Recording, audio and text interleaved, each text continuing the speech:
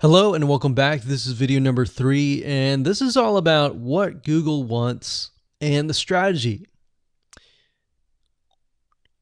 Now, we don't know exactly whether this is true or not, but based on the data that we have seen and based on the data that not only has worked for us, but for many others, is that Google likes brands. Now, it's not necessarily that they are particularly liking brands because brands make a lot of money or anything like that. But what we've realized are certain variables that make a brand stand out.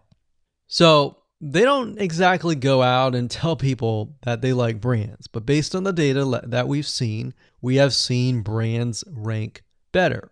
So why is that? Why is it that Google seems to rank brands better?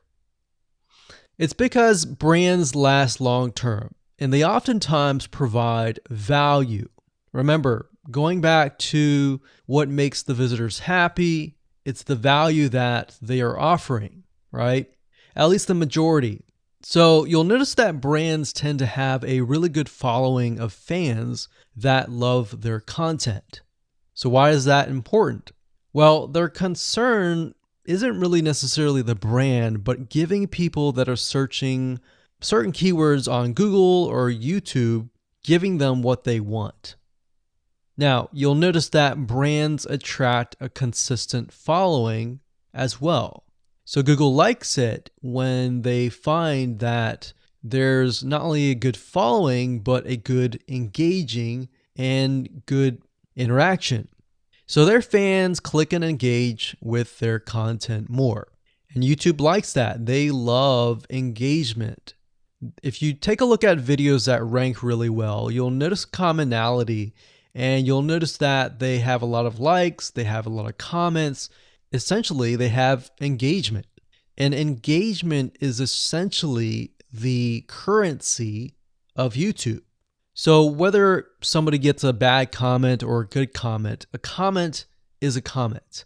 A comment essentially, if you think about it, is worth about $1.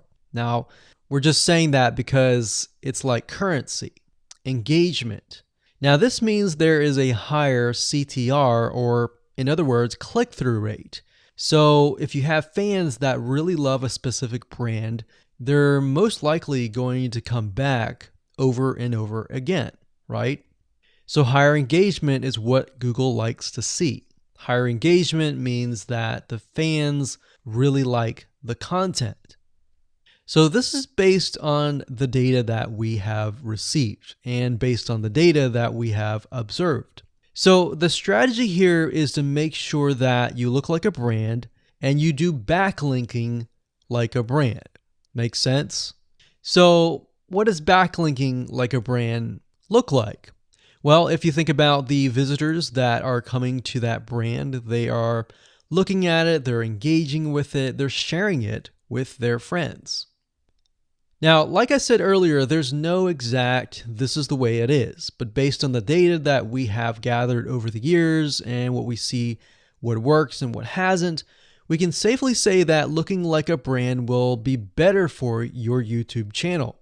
And of course, gathering a fan base and a good following that is interacting with your content is also key. Now, if you look at brands, they have many social properties besides YouTube channels.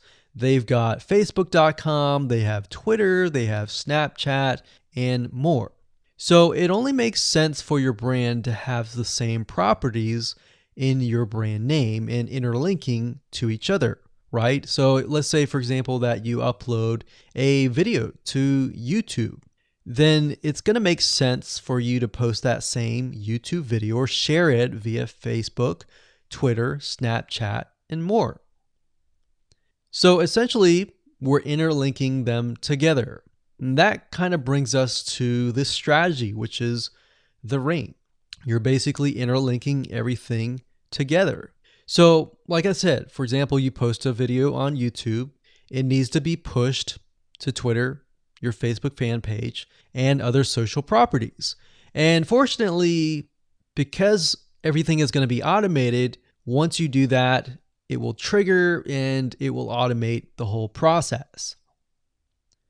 So it makes sense because your fans will be located at these different social properties. So some people will be at Facebook, some people will prefer Twitter, and some people will prefer maybe Snapchat or Instagram and other social properties.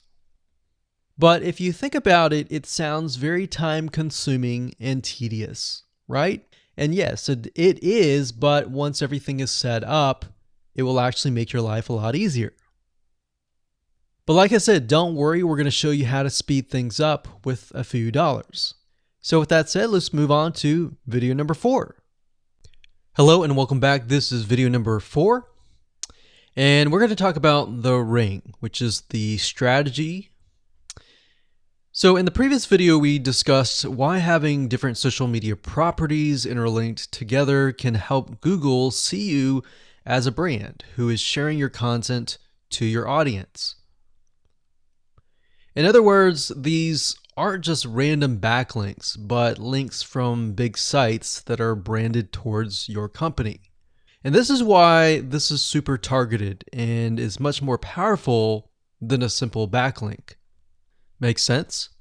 So now let's take a look at what this looks like in real life. So let's head on over to our nifty mind mapping software. I'm going to map things out so that you're going to be able to visually see how it all works. Okay, so to better understand how this works, we're going to map things out. Now, before we map things out, I want to start with some basics, and let's just pull this out here. So essentially the concept here is as you're building your brand, you're going to have many different social properties. And let's say, for example, this is the Facebook fan page. So that's your fan page. And we've got the YouTube channel over here because that is our end goal, is to have our YouTube channel get ranked higher. So essentially what we're doing is we're getting a backlink from this to here. And this could be Facebook, it could be Twitter, it could be Instagram, it could be any other social media platform. But it has to be branded towards you. It can't just be somebody else's fan page unless it is actually related. But if it's related, and if it's branded as yours and it's linking to your YouTube channel, that essentially is a vote of confidence, but also it shows YouTube that you're interlinking. So that's basically the concept here. Now, if we dig a little deeper, basically what we want to set up is every time we upload a YouTube video and it gets posted, maybe it gets posted publicly, what ends up happening is we push that YouTube video and get it embedded onto the Facebook fan page, the Twitter page, the WordPress page, and all of that.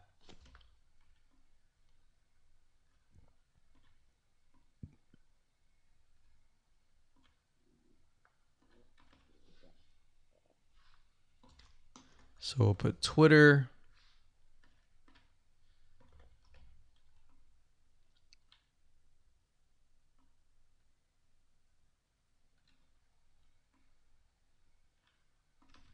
And we'll do WordPress. So as you can imagine, you've got the centerpiece here. You've got different social media platforms that are posted. Now, there isn't necessarily a set rule where you have to post it to X amount of social media properties. It can be 5, it can be 10, it could be 20, it could be different social media platforms. But in order to execute this and get it correctly, you will need to make sure that the platform that we use to automate this process actually supports that specific social media platform. So essentially this is what works, and this is basically what it is. So obviously in order to get this to work, you'll need to have a YouTube channel, you'll need to have the Facebook fan page, you'll need to have all these items in hand. So you'll need to have the username and password and all that. And we'll talk more about account creation later, but I just wanted to give you kind of a gist of what everything looks like and the visual map of it all.